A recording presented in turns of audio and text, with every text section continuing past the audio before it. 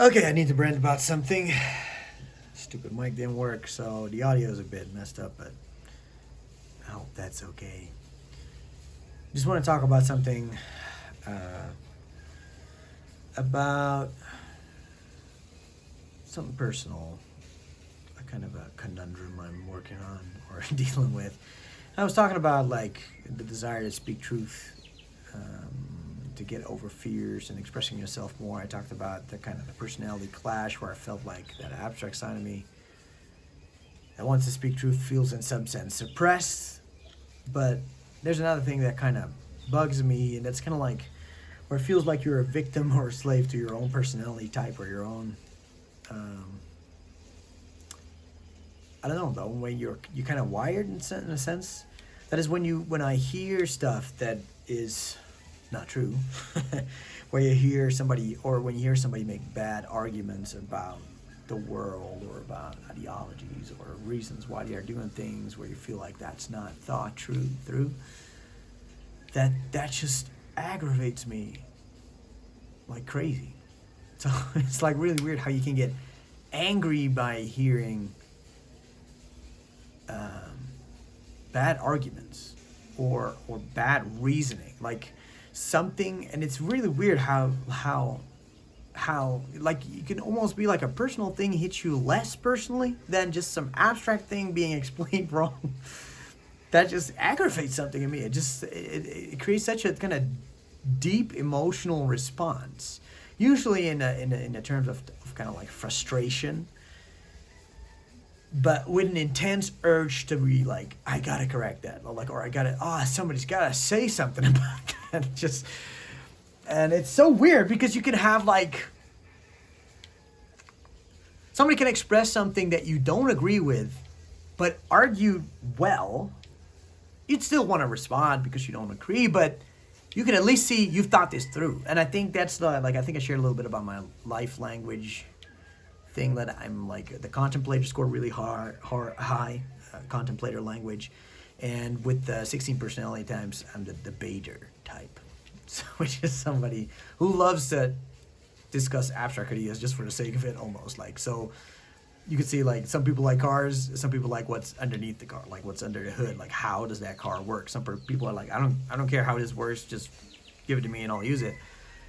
Of course, I'm not figuring it out, but I'm kind of like, I want to know how things work, and it feels like that I'm experiencing that. That's almost like that's definitely my default mode of kind of usually of experiencing the world, like these two. So I've kind of this clash, like I shared, like more the just the people connecting kind of thing, and the that thinker, and it's been for most of my life. It felt in some sense that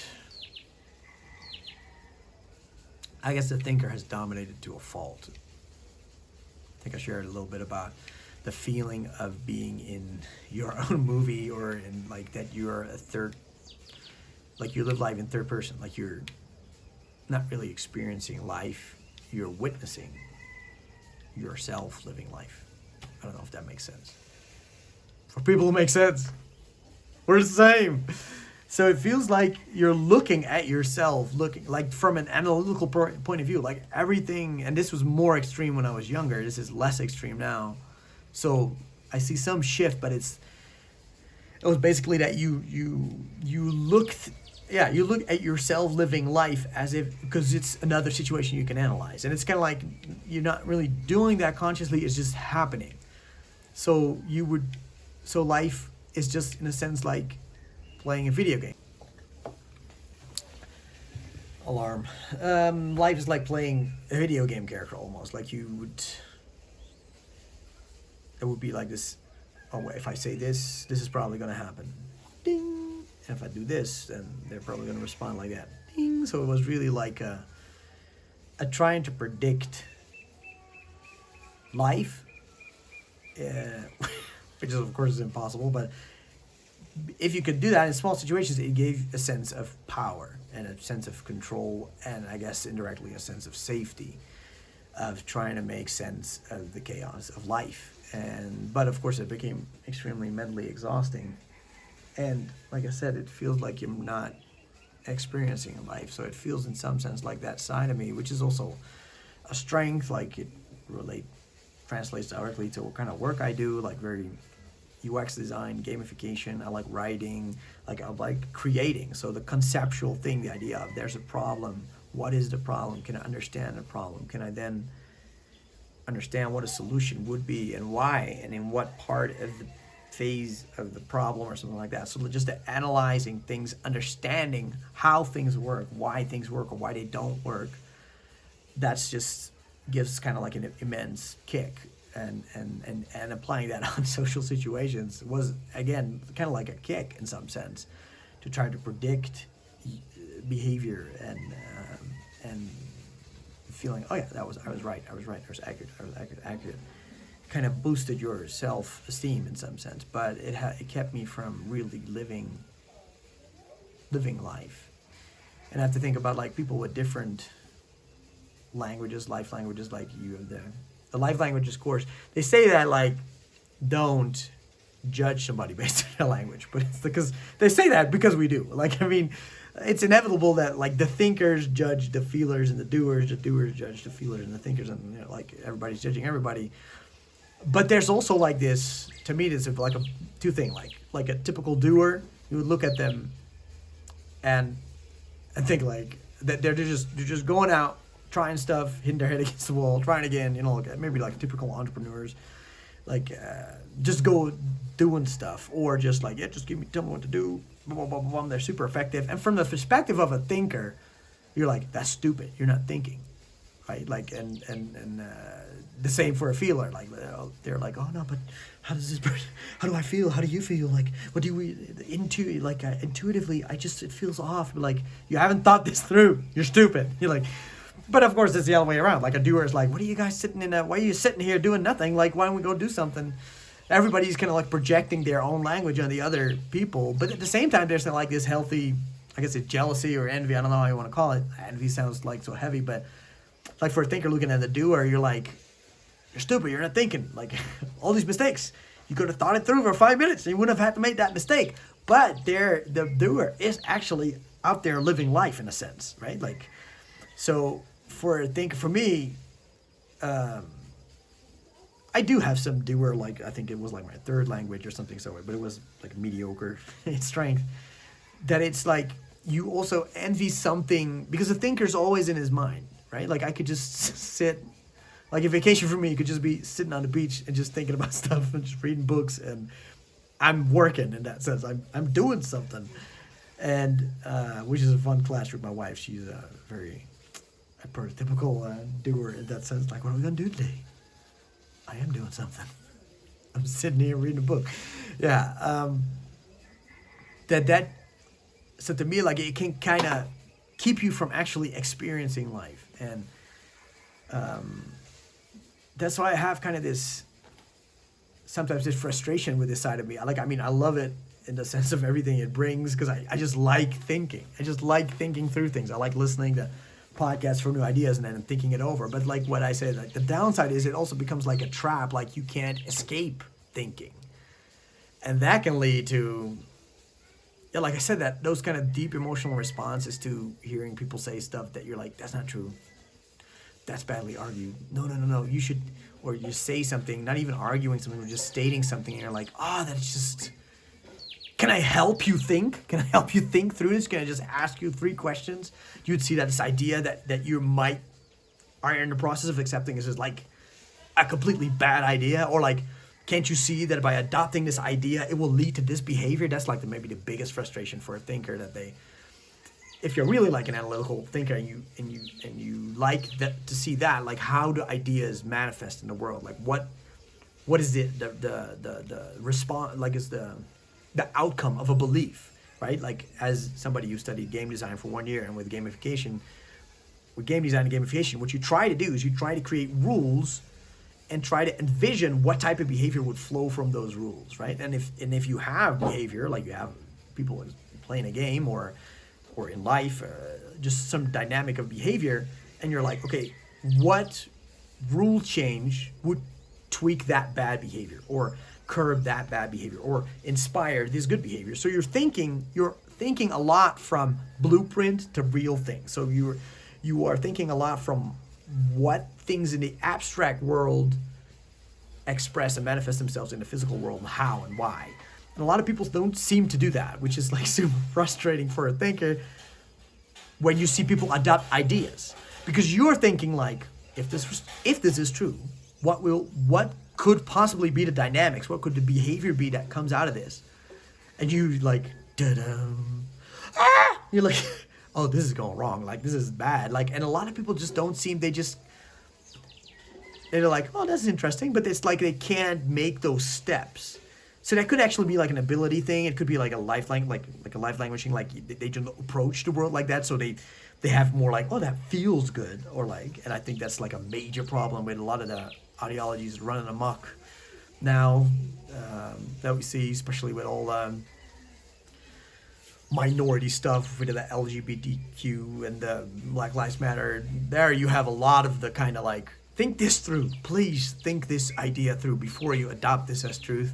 Anyway, you see, this is my problem, that because thinking is like my main way of approaching the world, it's like it's like a train that I can't stop sometimes. So I love it, and I get a lot of pleasure and enjoyment out of it. I like thinking through things, new ideas, when people come up with it, even if it's something I don't agree with, or some new ideology, or like, I'm just interested to like be like, oh, that's an interesting way to make sense of, or a bad way, or whatever. But just like, I'm just interested in how people get to these ideas. And but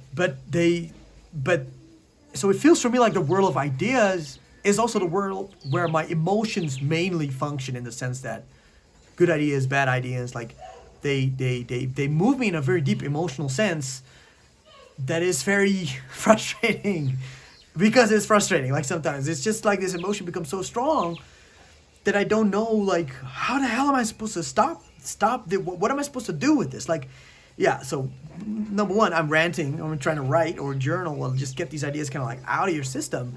But what I feel is like, very often it feels like there's just this emotional knot. So I think I guess part of my journey, part of it, I think, is I need to express more of what I feel in some sense, whether that's especially in the interpersonal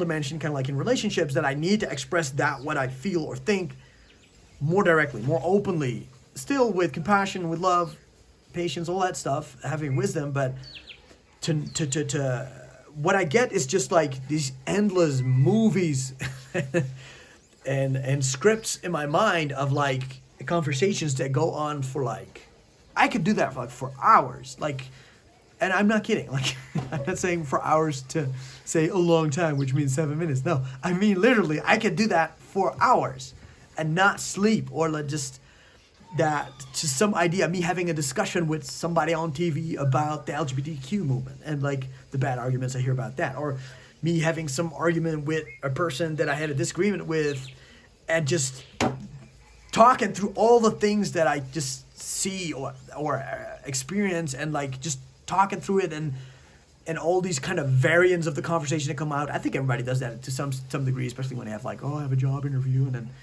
I think everybody does that at least. But for me, that's like, that has happening to an extreme. And it could be about anything. It could be any idea that just basically pops up and comes to me where I'm like, huh.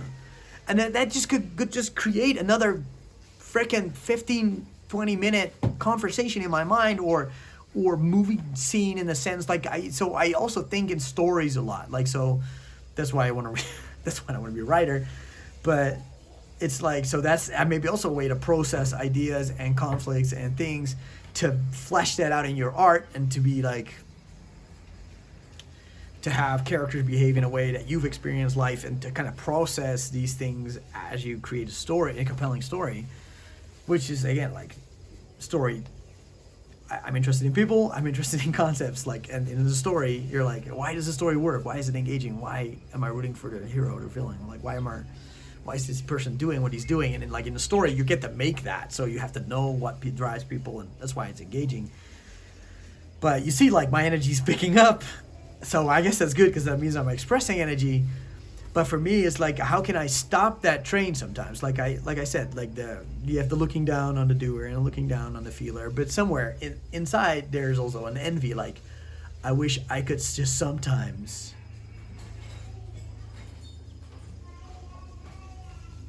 just for a moment not be thinking through all these things and just go and just act. And I'm trying, like it's moving something. I'm trying. I'm really trying.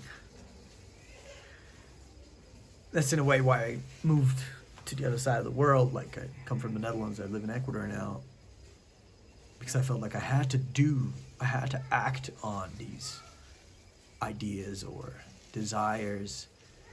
And that's why I want to be a writer. That's why I want to see if I can make money in a different way instead of working for a boss to create courses out of all the stuff that goes on in my head, and maybe just coaching, help people think, basically, right? Like, how I like to talk, as you can see.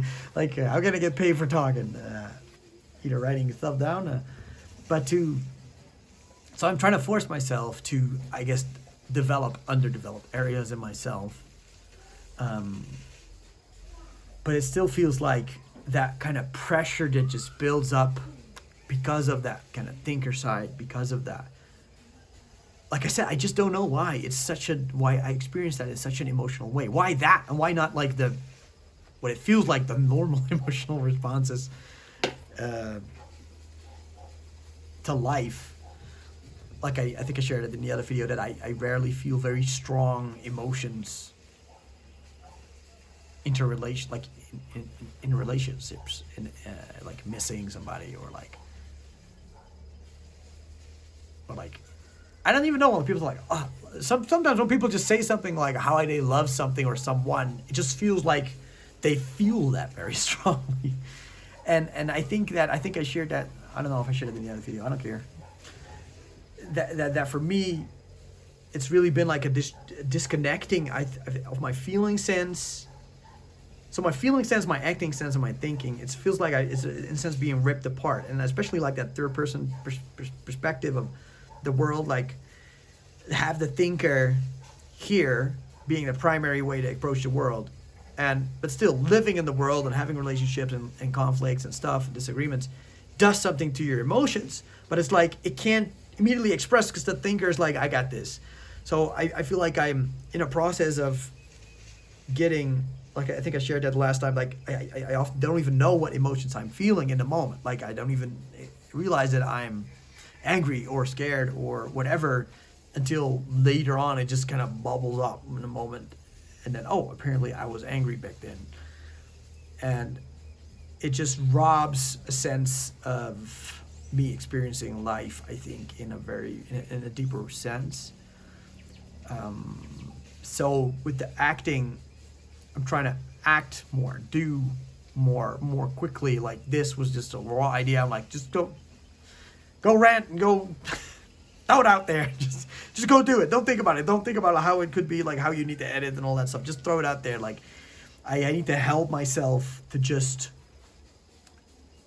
get out of here sometimes. Like to just not live here, because you also need to make money. But like also like it like I said, it becomes like this exploding bomb of like so much to think about, so much you could comment on or want to challenge, or like it's like that's the curse of the internet. Like you can read comments everywhere, ideas are everywhere now because of social media, especially. Like and so my personality type feels like the urge to go respond to all of it, like all the time, like because like that's interesting, I agree with that, I don't agree with that, like so did you think about this, and then you're making the stupid assumption that everybody's a thinker and that everybody wants to have nuanced discussions about subjects on the internet. Stupid, you call yourself thinker and you think like this? So of course being a thinker doesn't mean you can't be stupid. I guess that's true for all human beings. That's what I've had, like, especially like when I was younger. Your identity was very strongly in the sense of that you think and that you're intelligent, in the sense that you progress through school system easily. But you always had the experience, like, especially in the Netherlands, we have like different kind of educational levels in secondary education. Like high school split up in like a bunch of different levels, from like more, the higher levels are more conceptual thinking basically. So if you can do that, then you're better than everybody else, is what the school system is telling you. But the fun thing is, like, me and my sister were always talking about that no matter how smart you get, and no matter how high a level, so you go to like the highest high school level, then you go to like university and stuff, like, and then you go do a master's degree. There's stupid people at every level, even though technically these are maybe the 5% smartest people in the country, or 5% smartest people in the country. Even there, stupidity runs amok. So you see that stupidity doesn't have to do with IQ always. You could be smart and stupid in that sense. You can be. That's like the most dangerous type of stupid. Somebody who thinks he's smart, somebody who's in that sense intelligent, but still makes the wrong connections in some sense. Anyway, I'm going off on a tangent. I want to understand this part of myself. I want to get out of that pressure cooker in a sense. Like, so I'm trying to find ways of expressing myself, but I'm trying to understand, like, even like praying, like, God, is this healthy? Like, I mean, what they say, your weakness is also your strength is your weakness. So maybe I'm this way because it creates this urge in me to go want to be a writer, for example, to go write out stories, write ideas, or something like this, like, or something like I want to teach about something, or I want to coach about something, like. So it gives you an intense desire to go help with that, because you see, but you're not doing that, and I can do that, and I can help you do that, like. So I guess maybe that's looking at it from the positive side, but from like the negative side, it's like, oh man, I gotta play with the kids.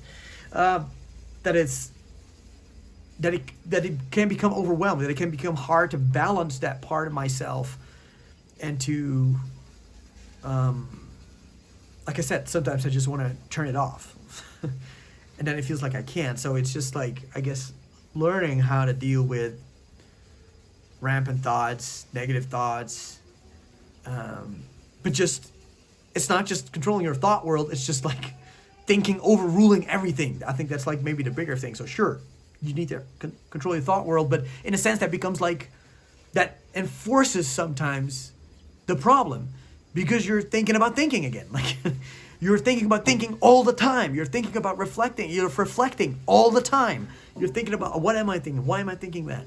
What am I doing? Like, you're everything you're doing, the first thing you're doing is thinking about it. So sometimes it's just healthy to just, like, if you would just not spend that much time thinking about it, maybe you would not even feel bad, right? Like, because that like I say, the thinking triggers the emotions very much, and that's, I guess, true for everybody. Like, you, as a man thinketh, so is he.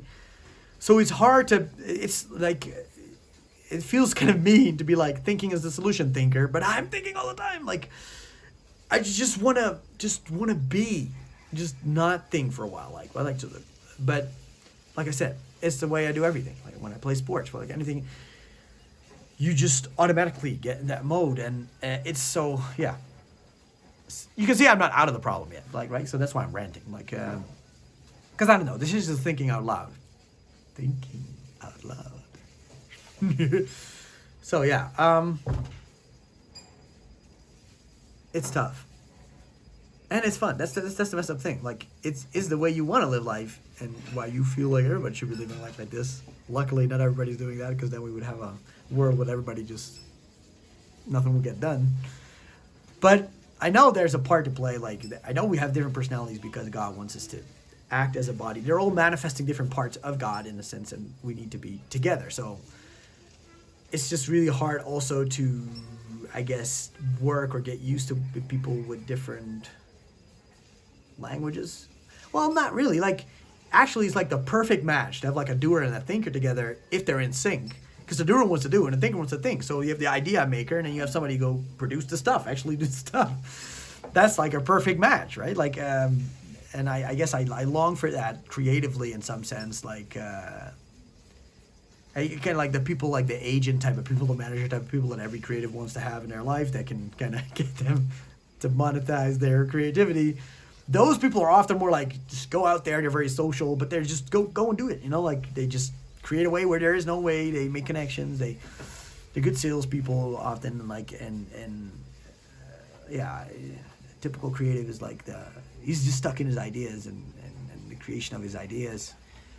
He's just thinking about how he would approach somebody instead of just stepping like the other person. The other people they just step up to somebody, hey, not really know what they're gonna say, and just see where it goes, which is like the thinker's biggest fear, doing something without thinking about it. So I'm trying to help myself, push myself. So having a more of a doer as a wife, I guess, in some sense, sometimes you clash, but sometimes it really helps you to not be thinking all the time. We have this really, really funny clash. To me, it's funny. It's a little frustrating, but it's like, because I think out loud, to her, it feels like I've made a decision when I'm just thinking about it. Like you want to pick a movie and you're like, oh, this is a very interesting movie. Yeah, does it seem like a good movie? I'm like, yeah, that seems like a really good movie. She's like, okay. And I'm like, hey, you want to see that trailer? She's like, hey, we just made a decision, didn't we? Like, no, I'm not. So I'm like over verifying. You sure you really want to watch this? Like, because I have to kind of switch from the contemplative language to like the doer language. Okay, so now we're doing. So now we're speaking in what are we actually going to do, which is completely different for me. And for her, it's like, we just talked. Like, are you not listening to me? Like, little frustrations like that. But yeah. Pray for me, man. I need to, I'm just trying to find a way. So trying to express that energy. But so that's, I guess, one last point is like, again, thinking about it. The conflict is like, sometimes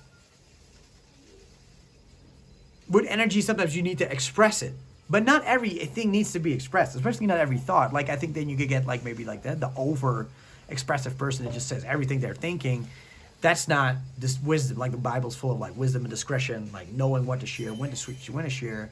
And then also like with emotions, like it's good to be like more in sync and realizing you're angry or sad or whatever. But then what do you do with that emotion? And I like how the Bible says stuff like, put off anger. Like, so it's like saying you can kind of just shake it off. And instead of being like, you have to go vent that anger at that person, like your first primal kind of response. I am learning to also express anger in a healthy way when you need to set boundaries, but there's this part where, of course, it doesn't become healthy. Now I'm going off at a different subject. But anyway, so I'm trying to find out like that frustration of like seeing things like that triggers the thinker. So bad thought. When seeing bad thought and bad reasoning, I still don't really know what to do with this. I guess maybe this ranting. I guess that's maybe why people start podcasts and news channels and stuff like that, or like talk shows to talk about things. But yeah, like I wish I could. I hope there's kind of like a balanced way where you, because it feels not realistic to have to go express and vent about everything. It doesn't feel like that should be the only way to process things, because then I just feel then like 80% of my life is just going to be processing. I mean, we be journaling all day, or just going to be ranting all day, and it will just keep coming. Like you see, I can just keep on going. Like it's never stops because you're a thinker. You know. That's, I think, all I wanted to share for today. But yeah, it's just thinking through, speaking through, trying to act through, trying to do stuff, to trying to do things differently that you've done before. So act more. Try to be more in that doer language. Try to be more maybe in the feeler language in some sense. I have no idea. Like to just be intuitive. That scares the shit out of me even more than just doing. To be like, I feel this is right, and then just go do it. But yeah, it's something I need to do to go break the dominance of that one thinker language in a sense, because I'm never going to lose that strength, I believe. But if I can develop the other things, I hope I can just experience life in a more full sense, more balanced sense, and also kind of guard against the dangers, because the thinker can go like depression or burnout. Like I've had 2 burnouts. I believe also because you kind of like it bottles. It's like constantly rehashing things and bottling things, and re-looking at from other areas, trying to control complex social dynamics and stuff you can't control. You feel like you want to get control over it by thinking about it, and again having these potential solution type of having conversations and confrontations in your mind, but not in the real world, because then we'd be doing. Yeah, gotta balance out. Thanks, audience of 1 or 0. Is it 1, 2? I actually saw subscribers here. Must be family. All right, bye-bye.